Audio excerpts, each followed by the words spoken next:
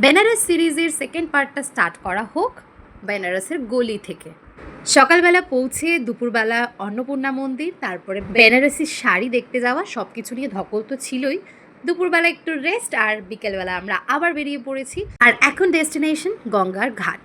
হোটেলেরই একজন ভাই আমাদের পৌঁছে দিল কেদার ঘাটেতে। সব থেকে ফানি থিং কি জানো, আমরা কিছু প্ল্যানই করিনি কখন কি করব। বিকেলবেলা ঘাটেতে এলাম, বোটিং করার কোনো প্ল্যান না থাকা সত্ত্বেও বোটের মধ্যে উঠে পড়লাম। তবে আমরা কেদারঘাট থেকে একটুখানি হেঁটে এগিয়ে এসেছিলাম দশাশ্বমেধ ঘাটের দিকে।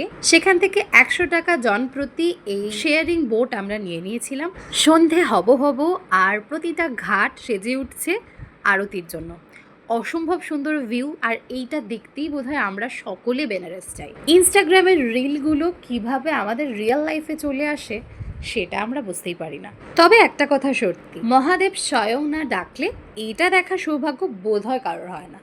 আরতির এত ধূপ ধুনো আলোর মাঝে এক খণ্ড জ্বলন্ত চিতা।